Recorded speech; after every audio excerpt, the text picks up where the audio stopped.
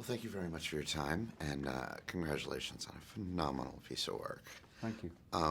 What was it about this story that made you also want to direct it? In fact, I wanted to direct it before I felt comfortable attempting to play Dickens.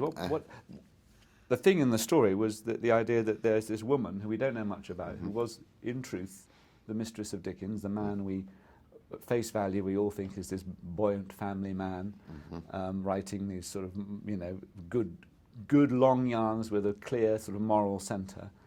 And here he is, his heart being turned inside out at age 45 by an 18-year-old young actress who he then chased, pursued, and she ended up being essentially a mistress for him.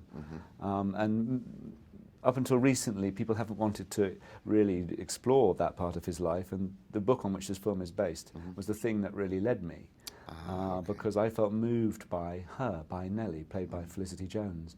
Particularly, she went on, Nellie, after Dickens died, she was only barely 30, she went on, married again, had a family, and never talked about Dickens, ever. I mean, it was never spoken about.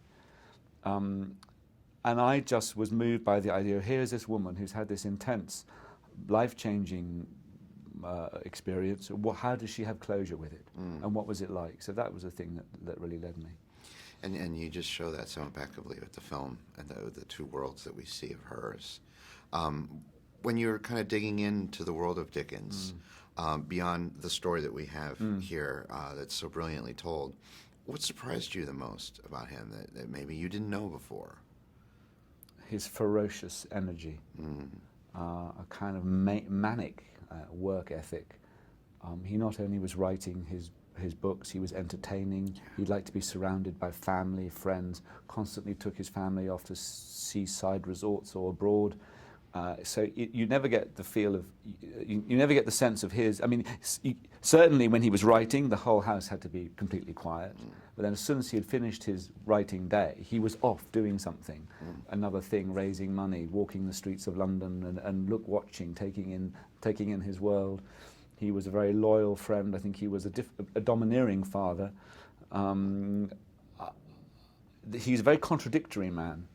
But the thing that I take away mostly is this sort of manic energy that few people could probably keep up with.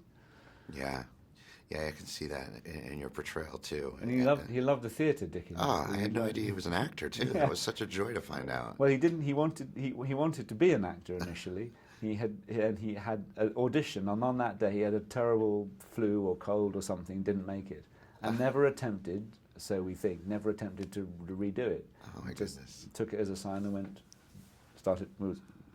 he wrote, but all his life was a passionate amateur actor and director. Fate is a funny thing. Yeah. You mentioned Felicity, and I think the world of her, and I thought she was so fantastic. What impressed you most as a director, directing her? Her courage, her willingness to sort of go. I sometimes pushed her into places, just emotionally. She always was willing to open herself up to go to quite complicated emotional places. What impressed me is that she seems to be able to radiate a complicated inner life. So the camera's on her. I mean, the example would be the best of what I mean is at the end of the film there's a long extended close-up of her, where I suppose I want the audience to reflect on her life, what she's thinking, feeling, the whole totality of what she's lived through and what's ahead of her. And she's able to suggest that. For me, it's the best kind of screen acting is when it's sort of, you feel, as the director once said to me, thoughts and emotions being born on the face for the first time. And she does that.